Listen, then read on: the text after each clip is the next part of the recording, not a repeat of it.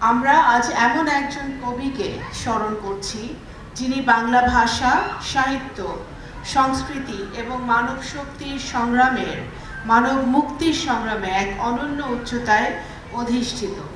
তিনি আমাদের জাতীয় কবি কাজী নজরুল ইসলাম। তিনি ছিলেন বিদ্রোহের প্রতীক, সাম্যের দূত, মানবতার কণ্ঠস্বর এবং বাঙালির অসাম্প্রদায়িক চেতনার অন্যতম শ্রেষ্ঠ নির্মাতা। নজরুল কেবল একজন কবি নন, তিনি একটি চেতনা, একটি আন্দোলন এবং একটি অনন্ত প্রেরণার নাম। তিনি অন্যায়ের বিরুদ্ধে বিদ্রোহ করেছেন, শোষিত মানুষের পক্ষে কথা বলেছেন, নারী পুরুষের সম অধিকারের কথা বলেছেন। তিনি ধর্মীয় সম্প্রীতির এমন একটি দৃষ্টান্ত স্থাপন করেছেন যা আজও বিশ্ব মানবতার জন্য অনুসরণীয়। তিনি ঘোষণা করেছিলেন, মোরা এক বৃন্তে দুটি কুসুম, হিন্দু মুসলমান। এই কয়েকটি শব্দের মধ্যেই নিহিত রয়েছে আমাদের জাতীয় সংস্কৃতির সারবক্তা। বাংলাদেশের রাষ্ট্র দর্শনের অন্যতম ভিত্তি সম্প্রীতি, সহাবস্থান এবং মানবিক মর্যাদার যে মূল্যবোধ, নজরুল তার সৃষ্টির মাধ্যমে সেই চেতনাকে শক্তিশালী করেছিলেন। তিনি ধর্ম, বর্ণ, জাত, শ্রেণী কিংবা লিঙ্গভেদে মানুষের মধ্যে কোনো পার্থক্য স্বীকার করেননি। সব বিভাজনকে অতিক্রম করে তিনি একটি সাম্যভিত্তিক সমাজের স্বপ্ন দেখেছিলেন। নজরুলের সাম্যবাদ মূলত মানুষের মধ্যে সকল ধরনের বৈষম্য দূর করার আহ্বান।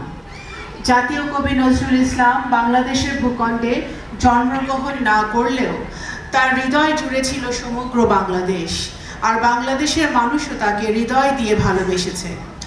মাননীয় প্রধানমন্ত্রী জনাব তারেক রহমান 2026 সালের 25শে মে থেকে 2027 সালের 25শে মে পর্যন্ত সময়কে নজরুল বর্ষ ঘোষণা করেছেন। এছাড়াও কবির স্মৃতি বিজড়িত ময়মনসিংহের ত্রিশালকে নজরুল সিটি ঘোষণার সম্ভাবনা খতিয়ে দেখা হচ্ছে।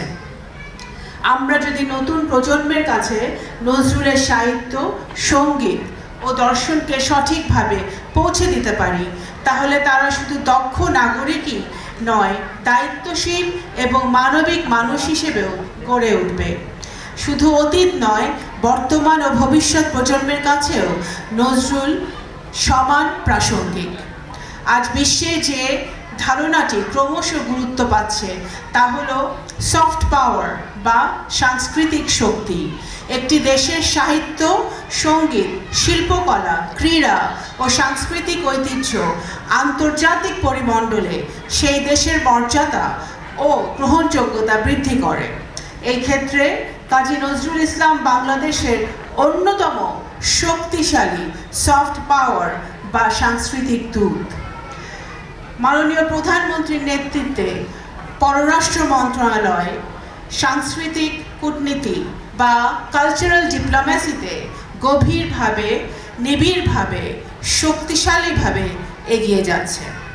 পরাধীন জাতির ভাগ্যকাশে কাজী নজরুল ইসলামের আবির্ভাব ছিল আলোকবর্তিকার মতো। অন্যায় অবিচারের বিরুদ্ধে রুখে দাঁড়ানোর অনুপ্রেরণা আজও তার সৃষ্টি থেকে পাওয়া যায়। মহান মুক্তিযুদ্ধ সহ দেশের বিভিন্ন আন্দোলন সংগ্রামেও নজরুলের কবিতা ও গান ছিল অনুপ্রেরণার শক্তিশালী উৎস।